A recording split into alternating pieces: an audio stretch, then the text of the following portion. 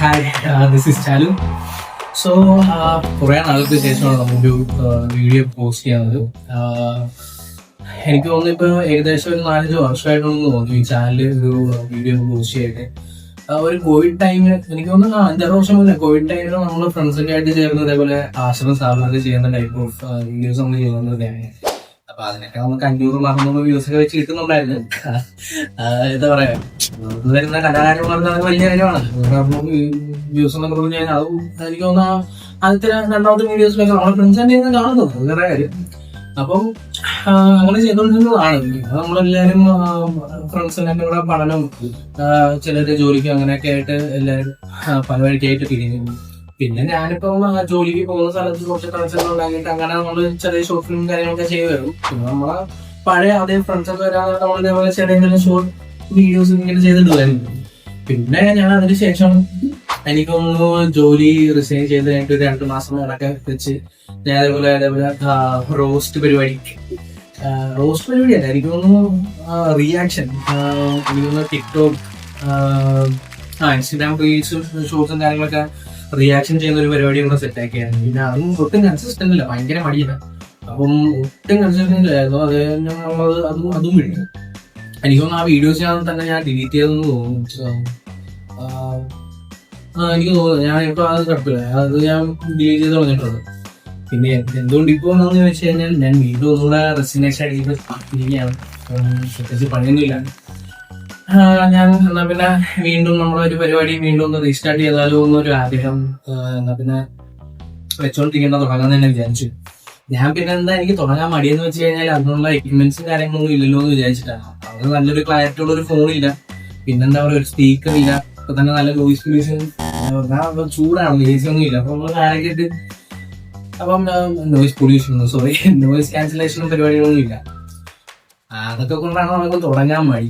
ഇല്ലാന്ന് ഞാൻ ചിലപ്പോൾ നേരത്തെ തുടങ്ങിയാണ്. പിന്നെ maybe this is the right time. ഡോൺ കുട്ടറാവും എന്താണ് ഒരാളെ കാണിച്ചില്ല.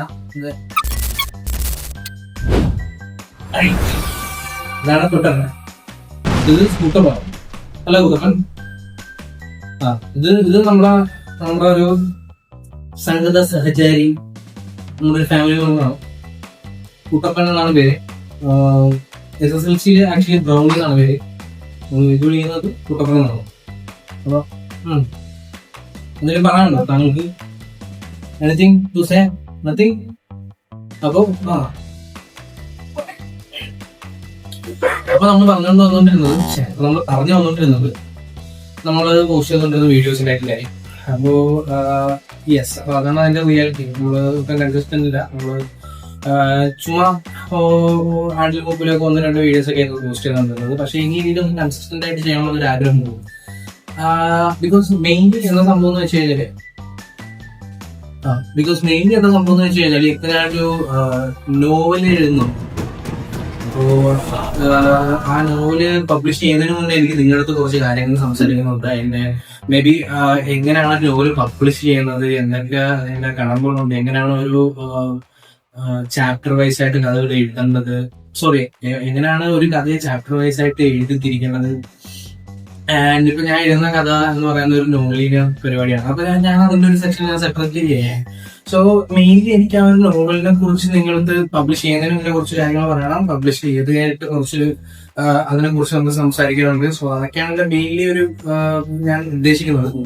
അതുകൂടാതെ തന്നെ എനിക്ക് ഞാൻ ഒരുപാട് സിനിമകൾ കാണുന്നു.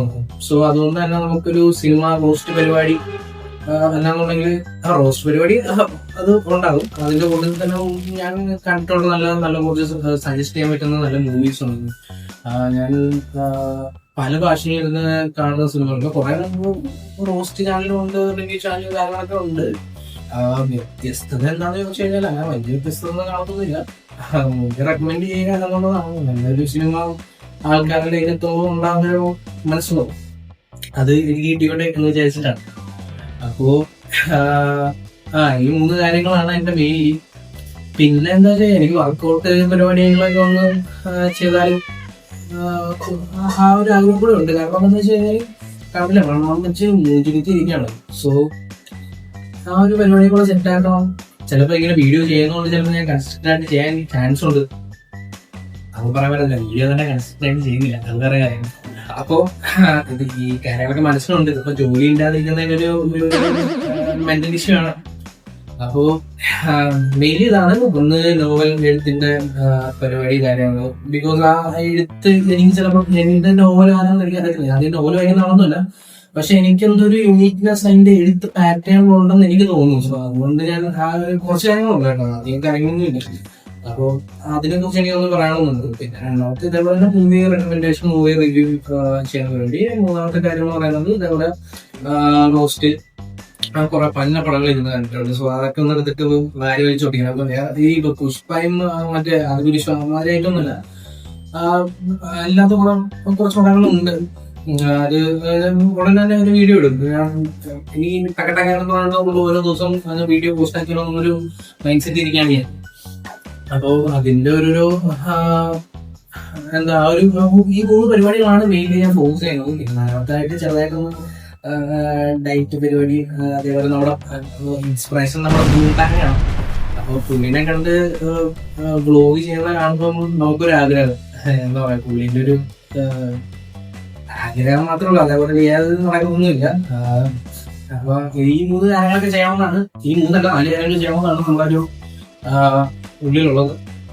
സോ ഇതെങ്ങനെയാകും എന്താകും ഇതിന്റെ ഫ്യൂച്ചറൊന്നും അറിയത്തില്ല. എന്തായാലും ഞാൻ ഈ വീഡിയോയുടെ തുടങ്ങി വെക്കുകയാണ്, എന്താകും എന്ന് നമുക്ക് കണ്ടറിയാം. So this is Charu. So please subscribe. ആ കാര്യം ഒന്ന് പറഞ്ഞേ. ചാനലിൽ 100 പേരെങ്ങാണ്ട് സബ്സ്ക്രിപ്ഷൻ ഉണ്ട്. സോ എന്തായാലും please subscribe, like, share, comment എന്തെങ്കിലും പണ്ടാരൊക്കെ ചെയ്യണേ. ഒന്ന് ഒരു 2000 സബ്സ്ക്രൈബേഴ്സ് എങ്കിലും അതിന് തറയും. പോട്ടെ.